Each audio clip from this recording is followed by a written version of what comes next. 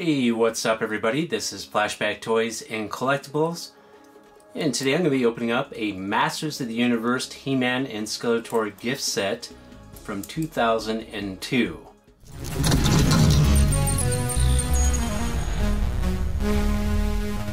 So I grew up in the 1980s, and some of my favorite toys from that era is the original Masters of the Universe toy line, or Generation 1. But when Generation 3 was released in the early 2000s, I wasn't really the biggest fan of the way this toy line looked. But oddly, over the years, the looks of these figures have grown on me, and I actually like the way these guys look now. Let's take a look at the back of the box here. This shows a lot of the other figures that are available, such as Stratos, Man-at-Arms, Beastman, Mer-Man, and this shows some of the features with He-Man. Twist and release waist for sword, slash, and power punch. And for Skeletor, push button for smash up action. So I have personally never played with any of these figures from this toy line, so this is going to be a first for me, and I'm kind of excited to get this opened up. And I know it's kind of a shame to open this up after all these years, but I don't like to buy things just to look at them.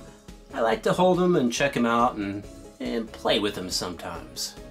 Alright, so let's cut this open.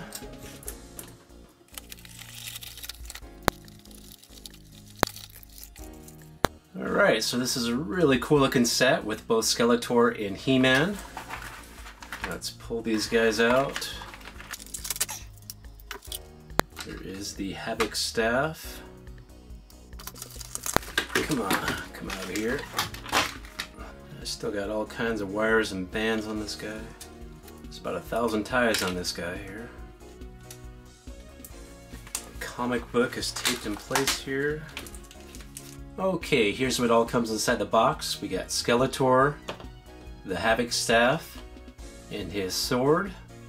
Then we got He-Man, a battle axe, a shield, and his power sword.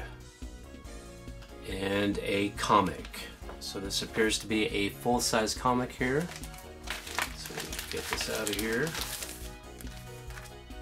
Masters of the Universe. We got Skeletor and He-Man battling on the front here. And then on the back it shows some of the other figures available. And it also advertises the animated series that would have been featured on Cartoon Network back in 2002. So inside here is some very colorful artwork. We got Adam and Cringer at the bottom there, talking to Teela. There's Skeletor and Beastman and Evil Lyn. There's Prince Adam transforming into He-Man. This appears to be a pretty cool comic. Okay, let's start with He-Man first. So I've never played with any of these figures, but they look pretty neat here. So let's see the articulation first. So it looks like the arm has a joint at the top, so it can swivel around and in and out. And then the hands can pivot around as well. The neck looks like it can swivel in a circle here. And the waist can pivot back and forth. It looks like it has a similar power punch feature that the original figures had in the 80s. If you twist them back and let go, he snaps back. They can go either way here. And then the legs can move up and down. Looks like they don't go out. Oh no, they do. Cool. So they have a joint right here to let them go in and out. And then it can also go back and forth.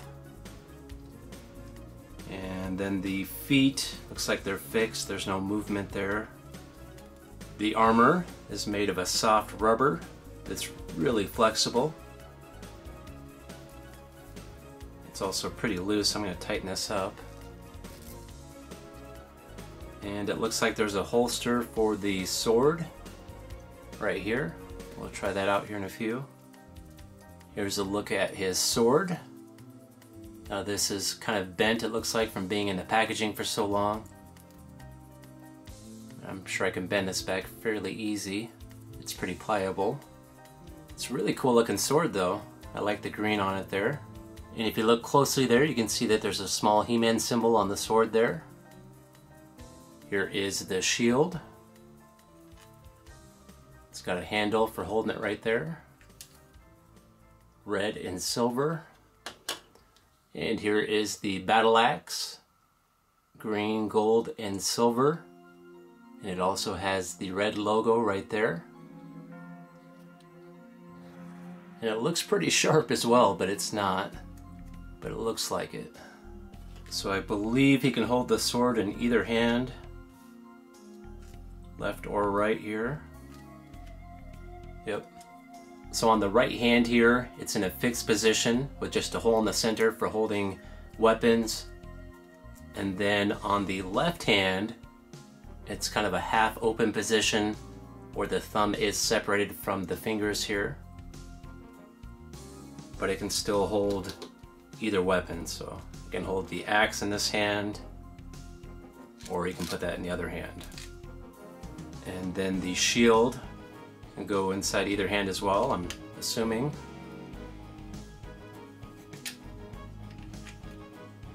So let's take a closer look at He-Man here. There's a look at his armor. The chest armor looks really neat. There's a look at the belt, and he has another logo down there. And he's got a built-in satchel right here. There's a look at the wrist armor. And there's his boots. There's quite a bit of detail on these as well. And if you look closely here on the arms, you can see that the veins are popping out. That's a pretty neat feature.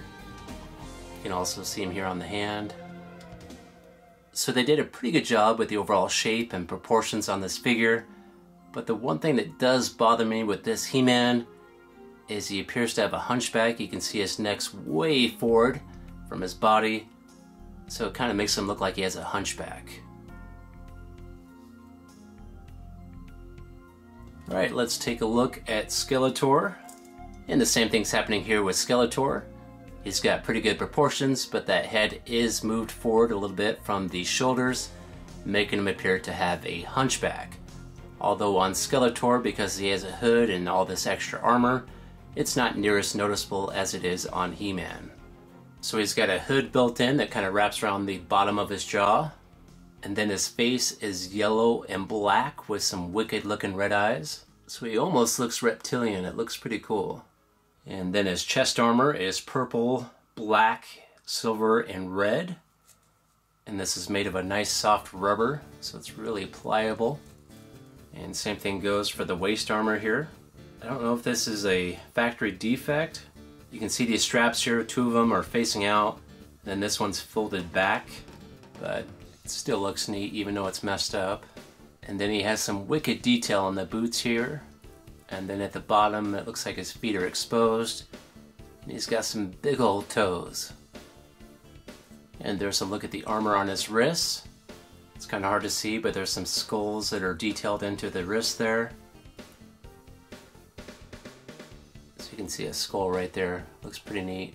And there's also a lot of detail on the rest of the armor as well. Right here it looks like the spine's exposed, which looks pretty neat.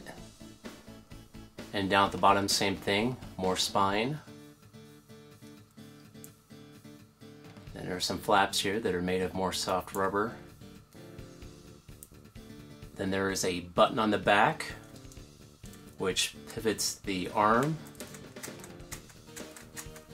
When you push that button, it makes the arm lift up for a power punch upwards there. Here is the Havoc staff. Some very cool colors on this. The skull's silver with kind of reddish orange horns, and then the main portion of the staff where you hold it is purple. And here is Skeletor's sword. And there's actually two halves to this sword.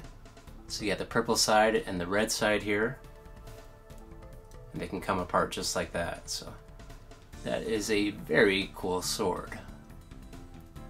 Let's check out the articulation for this guy. His head can swivel back and forth.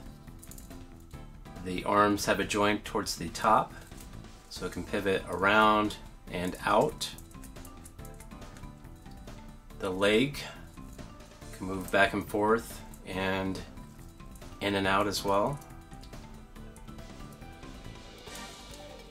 And then the hands can turn in a circle. So I believe you can hold the staff in either hand. So I can hold it in the right hand, no problem there. And both of these hands are kind of in a half open position where there is some separation between the thumb and the rest of the fingers. So we can hold the sword in this hand pretty good, but that sword does want to fall apart where it goes together. And he might be able to hold just one half of the sword in the other hand, but the sword looks way cooler with both halves, so I'd prefer him just holding it in this hand. And then it looks like you can store the sword back here. Boy, that sticks way out there. I don't know if that's right or not. But with He-Man, you can also store his sword back here, and that fits quite a bit better. That looks a lot nicer on him. Now, one thing that is kind of a bummer with the Skeletor is he doesn't have the Power Punch feature where you turn the waist and let go, like He-Man. Now let's compare these guys to some of the older He-Man figures. So the last He-Man action figure from Generation 1 sold in the US was Flying Fist He-Man. So this is what He-Man looked like when the toy line ended here in the US. And I always thought this guy looked a little funny. His torso doesn't look quite right with the skin tone, but the rest of him is okay. So this guy has a feature where you can spin him and his arms move up and down. And he also has some weapons that spin in a circle when he makes these movements. So a pretty drastic difference between this guy and this guy here. And here's what the last Skeletor looked like that was sold here in the US from the original toy line. This is Terraclaw's Skeletor. Again, he looks quite a bit different than this version of Skeletor. And let's go and do a couple more comparisons here. So the last He-Man toy line that was released before the He-Man 200X line was the New Adventures of He-Man. So this was the first Skeletor in that toy line. So as you can see here, Skeletor looks drastically different in this toy line. And here is the first He-Man that was released in the New Adventures of He-Man. And this guy also looks completely different. So this is 3 different generations of He-Man toy lines. So here's my final thoughts with this He-Man and Skeletor. I like them. As I mentioned before, I wasn't a fan when these first came out, but the figures have really grown on me, and I can appreciate the way they look now. The details on these figures looks amazing. If you look up close at the armor, you can see all kinds of shapes and details and contours that really pop and stand out on these figures. Okay, it's now time for me to go. If you liked this video, if you could, hit that like button, and please subscribe. And have yourself a great day, and I'll see you next time.